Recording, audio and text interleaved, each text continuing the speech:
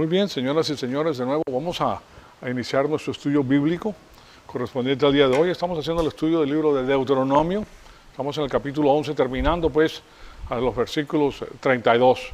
Y de ahí pues pasando a la próxima plataforma que tenemos, que tiene que ver con la ética pagana, con la naturaleza de la ética de Dios.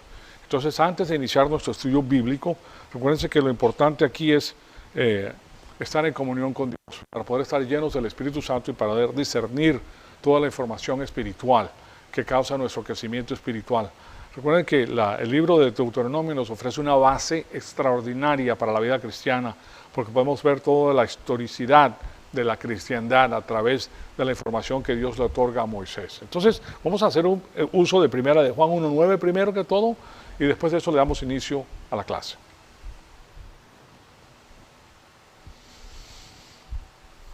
Amado Padre, en conjunto te damos las gracias por el privilegio extraordinario que nos das de permitirnos atesorar tu palabra en nuestros corazones. Te pedimos que el Espíritu Santo nos rete con todas las cosas que vamos a estudiar y que nosotros todo sea para la gloria y la honra de tu Hijo amado, nuestro Señor Jesucristo. En su nombre te lo pedimos. Amén. Les hago el recordatorio que las Escrituras nos exhortan a crecer espiritualmente y nos dicen no se adapten a este mundo, más bien transfórmense mediante la renovación de sus mentes para que verifiquen cuál es la voluntad de Dios, lo que es bueno, aceptable y perfecto. Entonces ese es nuestro fin, crecer, conocer. Nosotros somos embajadores de Cristo que estamos en crecimiento espiritual y de ahí que la importancia que nosotros tenemos en los Estados Unidos, en Texas, es enorme, porque son muy pocos los creyentes que llegan a madurez espiritual. Y cada creyente espiritual es valiosísimo para el Señor. A medida que nosotros crecemos, tenemos entonces el consejo divino que nos permite a nosotros ver las cosas de una manera diferente y bajo el concepto de la sal de la tierra, detiene al maligno, simplemente por beneficiarnos a nosotros lo hace. O sea que es importantísimo que nosotros mantengamos esa marcha espiritual. Es lo más importante que hacemos en nuestra vida, de paso. Entonces, hemos estado viendo el asunto de la actitud mental. Y cuál tiene que ser el enfoque de nuestra actitud mental. Y de acuerdo pues con las enseñanzas de Moisés para el pueblo judío, el único estímulo y poder y habilidad para sostenerse en la adversidad viene a través de nuestro enfoque en la naturaleza de Dios.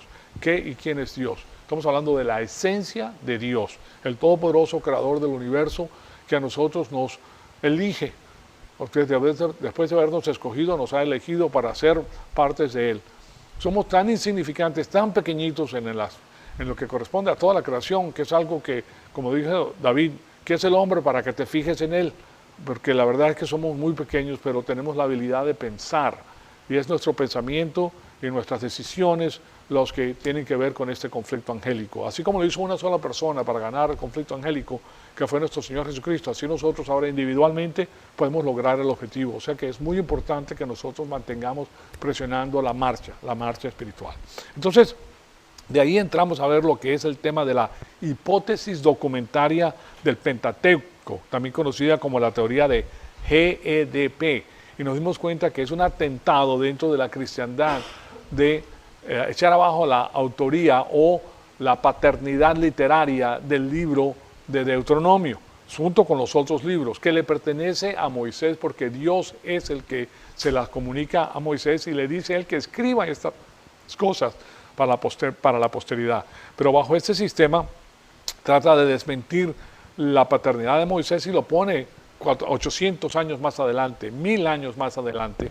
De esa forma, pues, diciendo que Dios no es quien es, simplemente que esto es un invento humano que simplemente se le está agregando para de esa forma simplemente agrandar lo que es el judaísmo, para empujar el judaísmo con estos pensantes que se reúnen a través de los años para formular política, para obtener ellos el poder mundial, básicamente. Entonces, eso lo que ellos tratan de hacer es desmentir la paternidad literaria de Moisés, mientras que la Biblia asevera lo contrario. Y eso es lo que les quiero poner aquí, pero primero que todo les quiero leer a Deuteronomio, los últimos versículos de Deuteronomio, para que nosotros estemos pues en lo que tenemos que estar.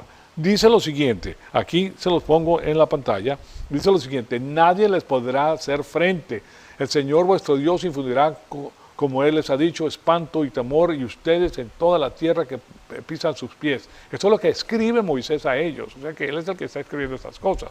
Y aquí hoy pongo delante de ustedes una bendición y una maldición.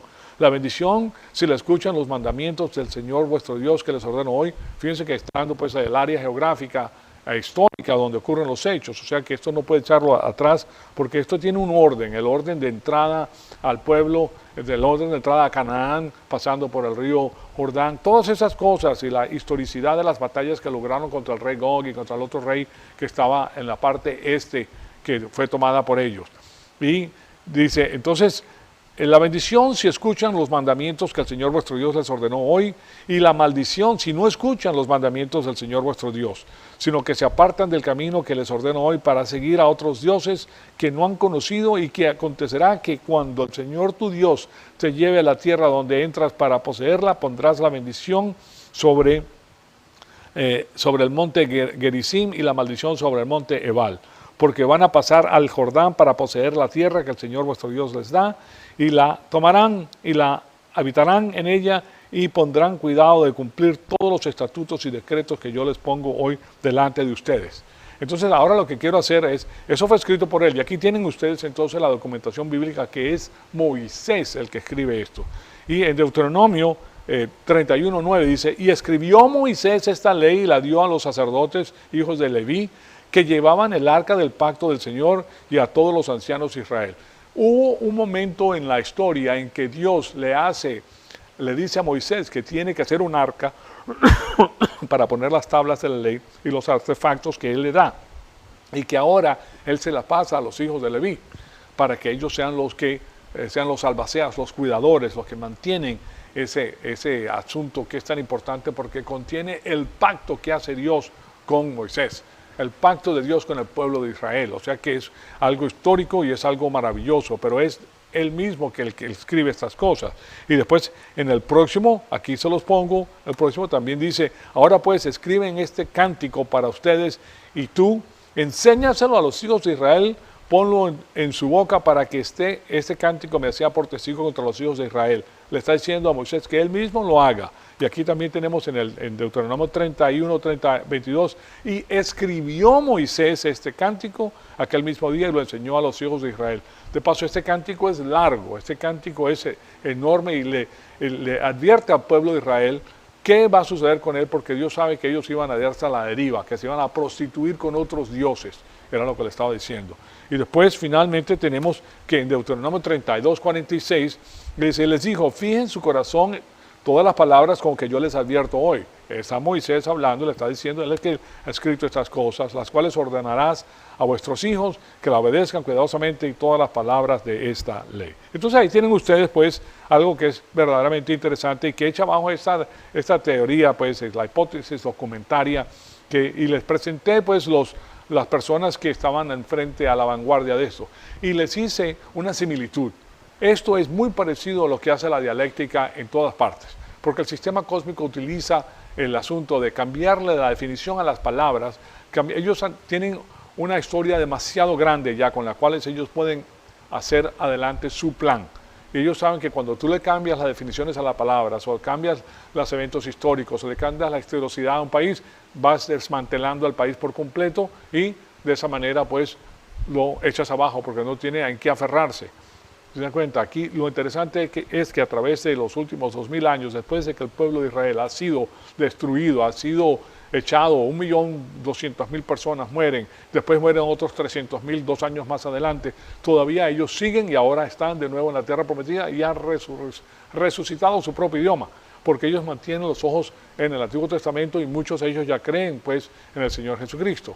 Entonces Dios los ha mantenido porque ha hecho estos pactos y ellos saben que estos pactos se van a cumplir. Entonces, la semana pasada notamos que la historia se dirige a un lugar y que hay rima y razón con los eventos históricos. O sea que simplemente era un asunto de eventos en continuos los que tenían las personas que abrazan el asunto del sistema cósmico. Pero no es así cuando tú abrazas la Biblia, cuando abrazas lo que dice el Señor. Y de la manera que se los expliqué fue con un collar de perlas. El cordón del collar de perlas son los pactos que hace Dios con Israel, y las perlas son los eventos históricos que se van uniendo y hasta que llegan a su fin, al fin predeterminado por Dios Todopoderoso. Entonces, estuvimos haciendo un análisis del libro de Deuteronomio y notamos que el 50% del libro tiene que ver entonces con la actitud mental y la alianza del corazón con Dios, que está predicha y predeterminada por Dios por estos pactos, porque Él les asegura al pueblo, le asegura al pueblo que Él es fiel, que ellos tienen que mantenerse de la misma forma. Y ahora a nosotros nos pertenece esa información que es tan importante. Simplemente nos mantenemos fiel. No creemos cuentos de camino porque el Señor nuestro Dios es el que nos da a nosotros la información. Entonces, finalizamos viendo el asunto del paganismo. Y con esto lo que hicimos fue ver esta diapositiva que les pongo aquí en la pantalla. ¿Debo postrarme ante mi Creador? Bueno, aquí esta lo hemos visto varias veces y nos damos cuenta que en la mano izquierda de esa diapositiva nosotros, como creyentes en el Señor Jesucristo, en el Mesías, al igual que el judío, es sí, nosotros debemos postrarnos porque Él es nuestro creador. Él nos hizo a nosotros. A Él le debemos todo, a Él le debemos la respiración, a Él le debemos todos los órganos que nos hacen, que nos constituyen a nosotros como seres humanos. De Él somos y además de eso espiritualmente nos compra. Nos compró con su sangre y ahora nosotros los conocemos. Entonces, a través del monoteísmo antiguo, como lo pueden ver en la pantalla, sí, se cree que sí hay que hacerlo. El Israel antiguo lo hace, la Biblia lo describe y el fundamentalismo dice que sí, que nosotros tenemos que hacerlo. Pero en el otro lado, el paganismo dice, no, no hay creador, esto es un evento evolutivo, aquí todo el mundo es dioses. Y les voy a enseñar algo muy interesante. Nosotros vamos a abordar hoy lo que es el Enuma Elish, que les voy a decir de qué se trata. Pero el paganismo dice que no, que esos son mitos antiguos, que eso no existe, eso del creador, esto se hizo de una forma diferente. Y esto lo abraza pues las religiones del este, no hacen eso, y tampoco la filosofía occidental lo hace, y la teología moderna también está separada de eso. La teología moderna simplemente es los mismos preceptos, los mismos conceptos, la misma manera de pensar empacada de una forma diferente. Tiene un empaque diferente, pero es la misma cosa con diferentes nombres. Ustedes saben que ellos, si no les funciona algo, sigue en pie el concepto, pero le cambian el nombre. Porque si, por ejemplo, si a través de la palabra de Dios tú desmantelas un concepto, ¿okay? Y sabes, mira, esto no sirve, como hoy en día el recalentamiento mundial. Es una mentira crasa. ¿Por qué? Porque nosotros sabemos, porque la Biblia nos dice que esto va a estar aquí. Por lo menos nos faltan 1007 años, ¿okay? de historia moderna, de historia. Los 7 años de la tribulación y los 1000 años del reinado de nuestro Señor Jesucristo. O sea, no puede haber un recalentamiento mundial que acaba con el mundo. ¿Me explico? Entonces nosotros sabemos que es una mentira. La desmantelamos, pues ayer cambian el nombre. ¿Okay? Antes era el recalentamiento mundial, ahora tienen otro nombre, ahora tienen los cambios climáticos. ¿Sabes? Si le cambian el nombre, eso es lo que ellos hacen. Si tú los echas ahora, le cambian el nombre. Le ponen otro nombre y las personas ahora no saben de qué se trata, sino solamente los expertos. Entonces tienes que volver a empezar a arreglar ese asunto. Así como, yo no sé si ustedes escucharon acerca de Acorn, el famoso Acorn, que hizo desastres y lo desenmascararon, le cambiaron el nombre. Ahora tiene otro nombre, pero continúan su empuje con otro nombre. Así de simple, eso es lo que ellos hacen porque no tienen otra alternativa, pues. Sí. Entonces, el asunto es que también vemos el asunto del creador y la criatura. Dios es el creador, el hombre le sigue y la naturaleza está abajo del hombre y el hombre subyuga a la naturaleza que le dio él el lugar para hacerlo. Y hay distinciones eternas entre el creador y la criatura. La criatura es ínfima, la criatura no es nada. Lucifer, comparado con Dios, no es nada. Y nosotros somos más chiquitos que Lucifer. ¿Sí se dan cuenta? Entonces, pero en el lado derecho tenemos la continuidad del ser. Y eso habla que la naturaleza y los dioses y el hombre son la misma cosa si salen del mismo lugar. Los dioses paganos salen de la tierra. Dios Todopoderoso no está sujeto ni a la tierra, ni al espacio, ni a la materia. Está fuera de todo eso porque Él es el creador de todas las cosas. Entonces, ellos creen en la transmutación y en la evolución. Que una especie transmuta a otra especie y en la evolución también con la misma cosa. Y es algo que tiene un ciclo que se va regenerando a través del tiempo. Pero en el lado izquierdo, cuando hacemos la pregunta, ¿me debo postrar ante mi creador? Nos damos cuenta de que como personal y soberano sí lo tenemos que hacer. La responsabilidad final es de nosotros. Él ha hecho todo y nos ha dado a nosotros toda la información que nosotros necesitamos para entender el tema claramente. Ahora, hay maneras en las cuales tú no puedes entender el tema. Una de ellas es si no te presentas a la iglesia. Pero antes de eso, si no crees en el Señor Jesucristo, porque no aceptas ninguno de los preceptos que se ponen. Y el otro es, si no vienes a la iglesia, porque resulta que esto es parte de la mente de Cristo. Y la mente de Cristo te divulga todas estas cosas y son cosas extraordinarias. Entonces, es por etapas. Y después de esto, pues tú puedes lograr el objetivo de culmar tu responsabilidad final de glorificar a tu Creador. Pero si no lo conoces, no lo puedes glorificar. Entonces tenemos que, la iglesia tiene 1,5 billones de adeptos, la iglesia cristiana, incluyendo la católica y las demás. ¿Okay? Pero un porcentaje mínimo, pero muy mínimo, 0,007% de 1%, señoras y señores, son los que crecen, son los que llegan a madurez espiritual. Entonces son muy pocas las personas que conocen la palabra de Dios. Los otros tienen emociones, se basan en sus emociones y, claro está, entran a lo que hace el misticismo, a pensar que las cosas todas operan milagrosamente. Pero no, Dios tiene un plan específico y maneja las cosas de una manera específica para que todo funcione de la manera correcta. Entonces, con esto en mente, pues en el lado derecho, el paganismo y la idolatría, el paganismo dice que es un destino impersonal y es fortuito. ¿Qué será? Será. Esa palabra viene de ahí. ¿Qué será? Lo que pase, pase. Y si te tocó la suerte, bien. Y si no te tocó la suerte, bueno, mala suerte. O sea, y eso conduce a la victimización final. Yo soy la víctima de las circunstancias. No es que yo soy un plan específico, que si yo sigo a Dios me va a ir bien porque Él está conmigo y Él me va a bendecir de aquí hasta que llegue, sino que ahora tú tienes la victimización final. Ahora, Él toma en cuenta todos los problemas que tiene el hombre. Nosotros estamos llenos de problemas. Todos tenemos nuestra área de debilidad, todos tenemos nuestra área de fortaleza. Así de simple. Cada uno tiene su propia marca.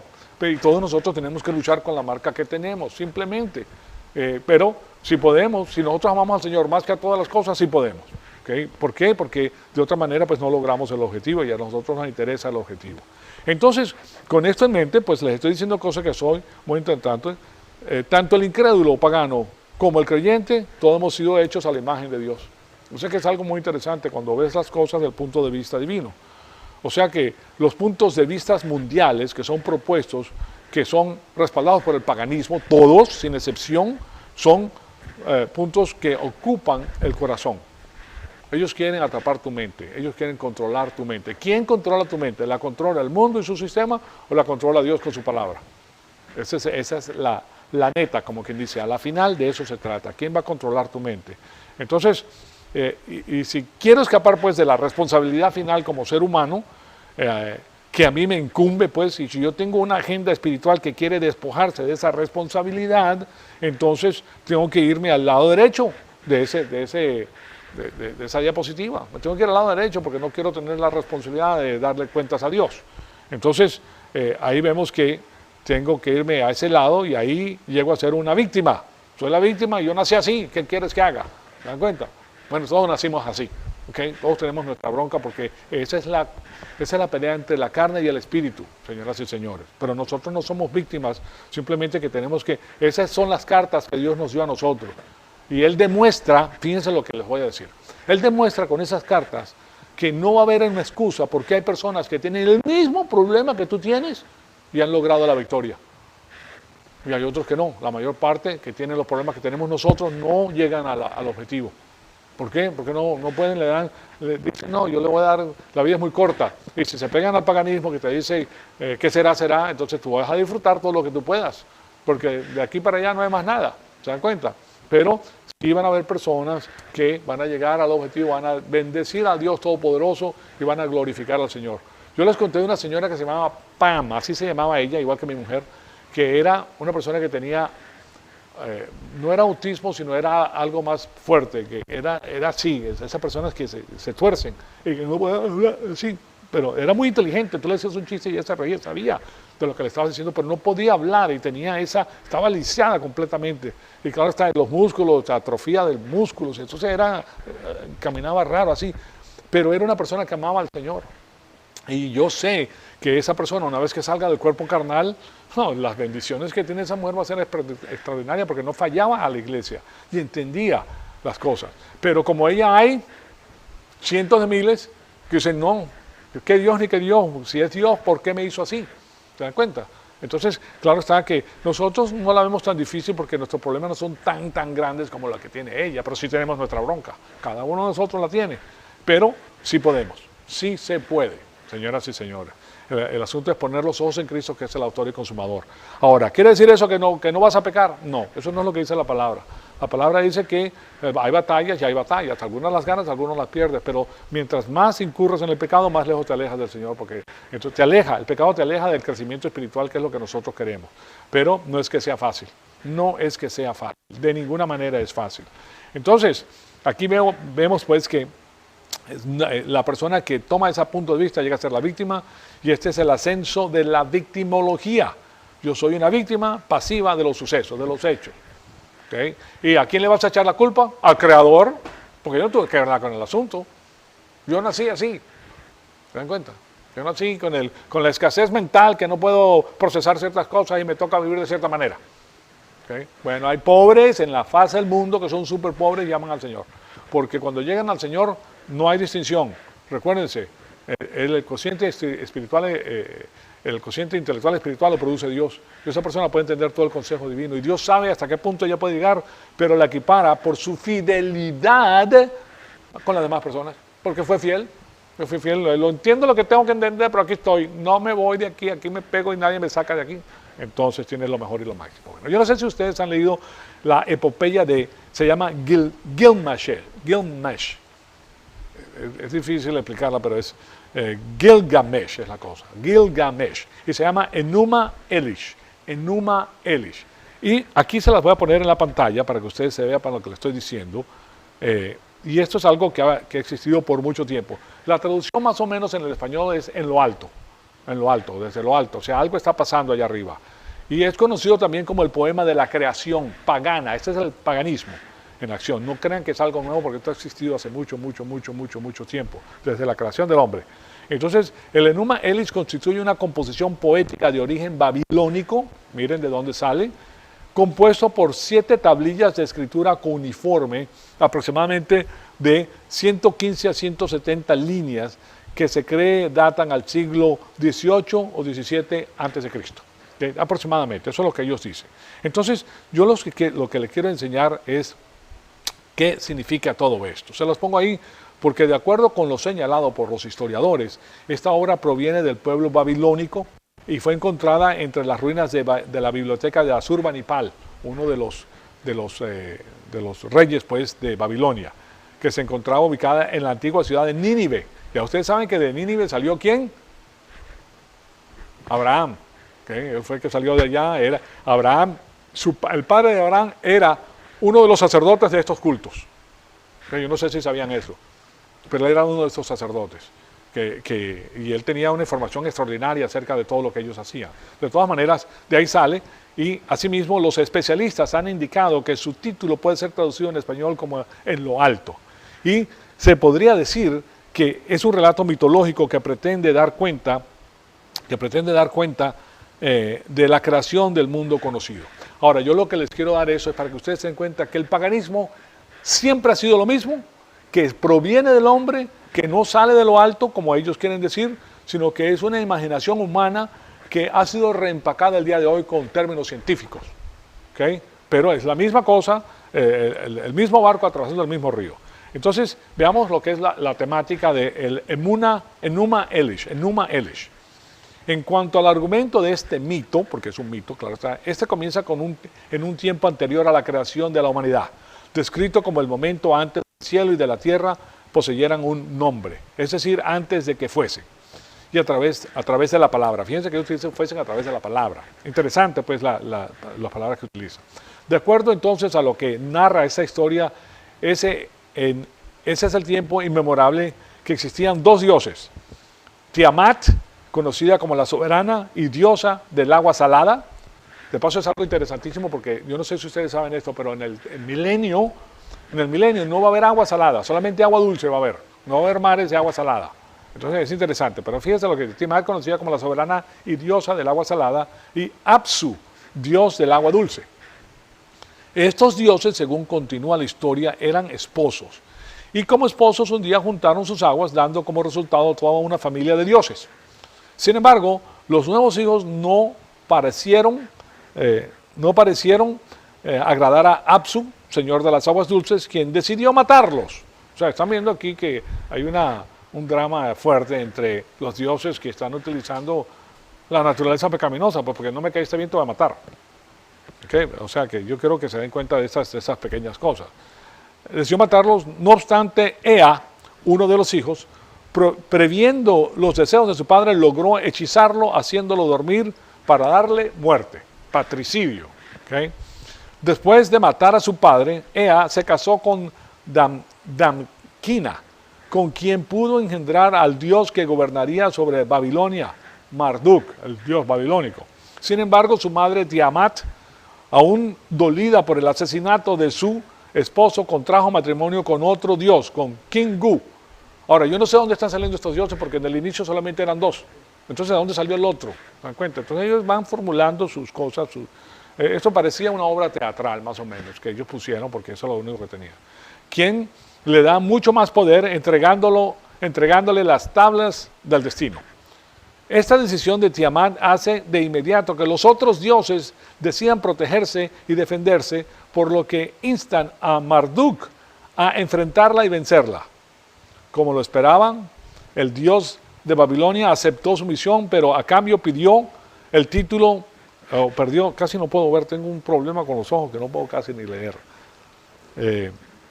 Pero pidió el título de Dios Supremo si llegaba a ganar. Entonces la batalla de los dioses dio como resultado la victoria de Marduk sobre Tiamat, y a quien mató. Fíjense la cantidad de crimen, la cantidad o sea, esto es completamente maquiavélico entre ellos, era tremendo el asunto. Y que era simplemente lo que sucedía en esas épocas.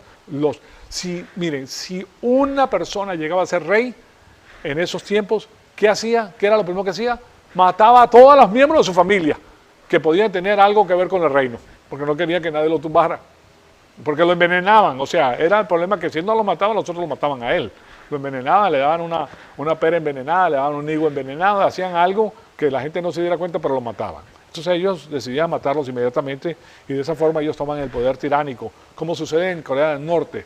En Corea del Norte sube el hijo del coreano que estaba de presidente Dios, y ahora él agarra y mata a los grandes, los saca, les hace pasar por ¿cómo se llama?, por juicios ficticios, y los mata. Y los demás tienen que hacer todo lo que él dice, porque también se van, ¿se dan cuenta? O sea que es un temor el que tienen tremendo, y eso lo tienen muy bien hecho. De todas maneras, yo quiero que ustedes vean que esto es lo que produce pues el paganismo. La batalla entre los dioses dio como resultado la victoria de Marduk sobre Tiamat, a quien mató y cuyo cuerpo se decidió a crear y construir la tierra y el cielo. Entonces la tierra y el cielo, según él, fue construido con el cuerpo del rey babilónico Marduk. Y luego Marduk prosigue, el Enuma Elish marchó contra Kingu, arrebatándole finalmente las tablas del destino a Kingu, matándolo también. Sin embargo, Marduk, ya investido con el título de Dios Supremo, decide no desperdiciar los restos de Kingu, sino que con ellos amasa carne y huesos, creando al hombre. Yo no sé si ustedes saben esto, pero en la modernidad, lo que utiliza el budismo, la santería, ¿verdad? Ellos utilizan hueso de muertos para hacer sus cosas. O sea que lo mismo que ellos utilizan ellos. De todas maneras, se los quería decir. Y creando al hombre, entonces según ellos nosotros vinimos de los restos del muerto dios Kingu, que fue muerto por Marduk. Entonces, y designado que éste mantenga al servicio de los dioses distintos que existen. ¿Okay? Ese es el paganismo, y la versión de este Enuma Elish viene siendo lo que nosotros tenemos en el paganismo el día de hoy. Es algo muy interesante, porque tenemos que estar al tanto de estas cosas. Recuerden que nosotros somos embajadores y tenemos que saber la política que ha existido anteriormente y que prosigue utilizando el sistema cósmico. Yo les presenté la ciudad que está en esa zona de la Tierra. ¿Se recuerdan? La ciudad de Astana, que quiere decir Satanás al revés, que tienen todo el simbolismo que tenían ellos moderno, lo han modernizado. O sea que continúa, esto continúa, no van a creer que esto se acaba, sino que siempre han existido estas dos fuerzas, estas guerras, y por eso nosotros tenemos que estar firmes con la palabra de Dios. Entonces, El Enuma Elish entonces nos permite darle un vistazo al mundo pagano y sus invenciones, sus dioses, sus diosas y sus tramas para mantener el poder. Eso es lo que ellos tienen. Para enseñar, ahora, yo quiero que ustedes también piensen, remóntense a las épocas donde esto es escrito y la gente no sabe leer ni escribir. ¿Okay? Todo el mundo antiguo era analfabeta. La mayor parte de las personas no conocían nada y estas personas grandes tenían el conocimiento, tenían a los expertos, tenían el poder, o sea que ellos hacían lo que les decían, calladito, sí señor, no señor, y al piso, todo el mundo. ¿Me das cuenta? Entonces era un poder espectacular el que tenía.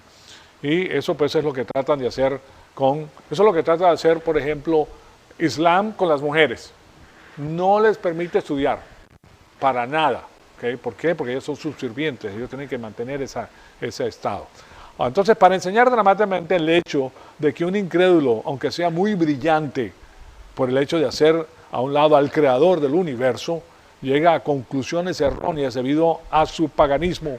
Ese paganismo no le motivó, por medio del paganismo, no le ve motivo a la vida. Ningún motivo, porque eso es lo que enseña el paganismo. Es un ciclo, y el que está arriba con poder es el que gana, el que no lo tiene no sirve, total, te vas a morir y de ahí para adelante no hay más nada, se acabó. Se acabó la presión, se acabó la angustia, se acabó todo lo que tenía que acabarse, se acabó. Entonces, y por eso toma decisiones pésimas. Y a este lugar es donde conduce la incredulidad. La incredulidad es tremenda por eso y nosotros tenemos que ver lo que pasa. Entonces, el problema que tenemos el día de hoy es que la cultura es muy superficial, sobre todo aquí en los Estados Unidos. Si una persona es inteligente y pensante, va a llegar a esta conclusión, señoras y señores. Y el asunto es que es una conclusión muy sobria. Y el día de hoy, por ejemplo, de acuerdo con una encuesta hecha por el periódico Baltimore Sun, la segunda causa principal de la muerte de los jóvenes es el suicidio. Los jóvenes que están en la universidad, aquí le llaman teenagers y un poquito más adelante, se están suicidando. ¿Okay? Es algo que no ocurría. Cuando yo estaba aquí eso no ocurría. Era muy raro que eso ocurriera. Y la pregunta que nos hacemos es ¿por qué se están suicidando los jóvenes? Pero la otra pregunta puede ser ¿por qué no? ¿Okay? ¿Acaso no les están enseñando que el universo no tiene sentido en las universidades? Eso es lo que les están enseñando a ellos de una forma asolapada. Y si no tiene sentido, entonces la conclusión lógica a la cual llegan es que mi vida no tiene sentido. Si el todo no tiene sentido, ¿cómo puede tener sentido las partes que lo integran? Y soy parte de todo esto, pues yo no tengo sentido. Entonces, si me tratan mal, si me acosan, si me hacen la vida imposible, ¿para qué quiero vivir? Mejor me la quito y ya, se acabó el problema. ¿Okay? Entonces, con la primera serie de eventos que produzcan el desaliento en mi vida, pues es mejor terminarla. Esa es la conclusión que llega, especialmente si son pensantes. No vale la pena vivir, ¿se dan cuenta? Este asunto triste, pues, es el asunto triste de un ambiente secular en el cual nosotros vivimos hoy en día. Pero hoy en día el empuje hacia este abismo es tan fuerte porque las cosas en la nación no se han perfilado pues, para impedir el desembrollo de este asunto el día de hoy. O sea, no permite que lo que se esté explicando en las escuelas se quite, porque hay mucho dinero atrás de eso, porque están tratando ¿de qué? De socavar el nacionalismo americano, de socavar la fuente de la cual nosotros sacamos la fortaleza, que es Dios Todopoderoso. Y si tú no tienes a Dios y socavas todo eso y entras en el paganismo, terminas como un ente físico. ¿Para qué estoy aquí? Soy parte de un sistema aleatorio y fortuito. Entonces, el asunto es que hoy en día no puedes entrar a resolver el problema porque si lo haces inmediatamente estás involucrado en un tema que el ACLU, que es el American Civil Liberties Union, que es la Unión Americana de Libertades Civiles, es un nombre que le ponen ellos para, muy bonito, muy simpático, pero lo que hacen es el sistema está promulgado y respaldado por las Naciones Unidas, por Soros también. Soros ha invertido $1.500 billones para que existan los pueblos sin frontera. Él es el que paga, el que promulga, porque él está metido con las Naciones Unidas. Muy interesante, ¿verdad? Bueno, entonces, esto está respaldado con el dinero internacional y sus adeptos. O sea, ¿qué pasa con esta institución? Pues te demanda con sus numerosos abogados y te manda a la quiebra. Entonces, si tú te enfrentas con ellos, pues vas a tener que tener un grupo de abogados tremendos también, y los abogados son carísimos. Entonces, ¿qué hacen? Pues no hacen nada, que sigan enseñando. Yo le enseño a mis hijos lo que les tengo que enseñar, porque nosotros no podemos cambiar nada. Nosotros solamente podemos crecer. para ser utilizados por el Señor. Pero tú no puedes cambiar lo que está pasando. ¿Me explico? Esas son fuerzas satánicas, fuerzas del sistema cósmico que se están promulgando y con eso están acabando las cosas porque ellos quieren derribar para reconstruir las cenizas donde sale el cenit, para subir y para hacer pues lo que ellos tienen que hacer. Ahora permíteme citarles a este señor que se llama Bertrand Russell. Bertrand Russell, uno de los principales matemáticos y lógicos del siglo XX. Estamos hablando de un pensante y es un incrédulo también. En medio de tal mundo, de aquí en adelante, nuestras ideas tienen que encontrar un hogar, dice. Aquí Russell estaba luchando con las grandes ideas, pues la idea de que hay lo correcto y lo incorrecto. Y eso conduce pues a la pregunta, ¿hacia dónde se dirige mi vida? Está hablando como un incrédulo. Y la otra pregunta es, ¿en dónde está la raíz de todo esto? ¿Dónde está la base? ¿Dónde está la fundación? De paso, él ya ha descartado a las escrituras como base. Entonces él, por su brillante mente, él persigue estas cosas a fuerza de su intelecto, para llegar a la conclusión de qué se trata todo esto. Entonces, veamos el asunto. Pues después que les lea esta cita que les voy a leer, a sus mentes va a venir la declaración: con razón se suicidan los jóvenes, porque lo que se está proponiendo es algo que no tiene sentido. Dice lo siguiente este pensador: el hombre es el producto de las causas, las cuales no tienen previsión del fin que estamos logrando, que su origen, su crecimiento, su esperanza, miedo, su amor y creencias solo son el resultado de colocaciones accidentales de átomos. En otras palabras, a mí me hicieron de esa manera, así son las cosas y no puedo hacer nada. ¿Qué voy a hacer yo? ¿Verdad? Eso es lo que está enseñando. Y lo están enseñando de una forma enmascarada, pero claro está, con la palabra de Dios nosotros logramos desenmascarar esto, porque la lógica inconfundible de la palabra de Dios te lo pone evidente a la palabra de Dios, a la luz de la palabra, y ves todas las fallas que tiene, no puede mantenerse. Le quita la ropa al emperador, en otras palabras. Y esto es la incredulidad el día de hoy. Y esto siempre ha sido pues lo que el paganismo propone. Después de eso dice, ni el fuego, ni el heroísmo, ni la intensidad del pensamiento puede preservar la vida de un individuo más allá de la tumba. Esas son las conclusiones que él llega. Claro, si él no cree que hay vida posterior, pues aquí se acaba, terminas todo lo que hiciste y se acabó lo que se daba. Entonces, ¿por qué no cometer suicidio? Pues si no hay más que para luchar, para terminar mal, para que me maltraten de aquí hasta que me muera, mejor me voy. ¿Okay? Entonces, veamos entonces la conclusión a la que llega Bertrand Russell. Bertrand Russell llega a la siguiente conclusión, ahí se las pongo en la pantalla para que la vean. Dice, todo el trabajo de todas las edades, toda la devoción, toda la iluminación, todos los días inspirados del genio humano están destinados a la extinción en los profundos y recónditos lugares de los diversos sistemas solares. Inevitablemente, todo el templo de los logros humanos a la final tiene que ser enterrado bajo los escombros de un universo en ruinas. Imagínense lo que eso significa, pues. Todas estas cosas son casi tan ciertas, dice, llega a la conclusión, que ninguna filosofía que las rechace puede mantener su posición. Solamente dentro de las verdades de este andamio, solo en la firme fundación de una desesperación inflexible, es que de aquí en adelante la habitación de las almas puedan ser construidas seguramente. ¿Se dan cuenta a la conclusión que llega? La desesperación total. Aquí no hay nada. Aquí tú puedes hacer lo que tú quieras y al final te mueres y se acabó todo lo que hiciste, todo lo que eras, todo lo que tenías y todo. Se acabó todo. ¿Okay? Se van los grandes como los chicos y después de eso no hay nada. ¿Okay? Y lo hace pues observando la historia, observando los grandes reyes, los que eran, los que decían que iban a ser y al final terminan igual que todos los demás, muertos. Y como él no tiene la escritura, pues él dice, no, de aquí en adelante no hay nada. Entonces haz lo que tienes que hacer. Cuando tú llegas a la misma conclusión de Mae West, ¿se recuerda que se las puse en la pantalla? La famosa actriz que dice, eso es todo lo que hay. Si eso es todo lo que hay, entonces voy a seguir bailando, voy a seguir gozando, porque eso es todo lo que hay. Claro, si tú llegas a esa conclusión, tú le vas a dar la rienda suelta a tu naturaleza pecaminosa para darte todos los gustos que te quieres dar, vas a comer todas las comidas que puedas tener, vas a trabajar lo mínimo posible, porque me voy a pasar mi vida trabajando, como comprenderán. Yo lo que quiero es divertirme, viajando, conociendo cosas nuevas, gente nueva, idiomas nuevos, lo que ha hecho el hombre, porque a la final yo me quedo, yo me quedo aterrado y abismado de ver lo que el hombre ha logrado. ¿Okay? Pero al final, ¿para qué sirve? O sea, toda esta evolución que tiene el hombre, según la mente de ellos, termina en nada. Todo se va a destruir, todo se va a acabar. Entonces, recuérdense pues que Bertrand Russell es el hombre que establece lo que se conoce como la lógica matemática. Es algo grandísimo, señoras y señores.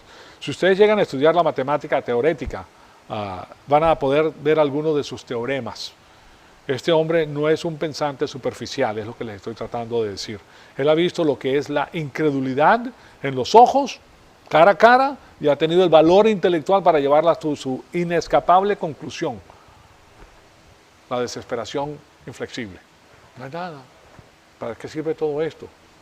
¿Verdad? Entonces, imagínense una persona que piensa de esa manera, que se le va a un ser querido. La Biblia dice que estos lloras como los que no tienen esperanza.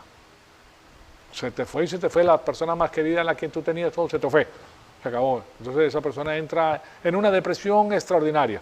No es así con el creyente sabe que va a ver a esa persona y no dentro de mucho tiempo, porque para el Señor un día es como 1000 y 1000 como un día, y Él tiene tu tiempo determinado para ti. Dios tuvo el plan para la vida de esa persona, y ahora Dios tiene el plan para tu vida, y cuando se termina, los dos están sirviendo al Señor, están con Él y van a vivir eternamente en un estado excelente.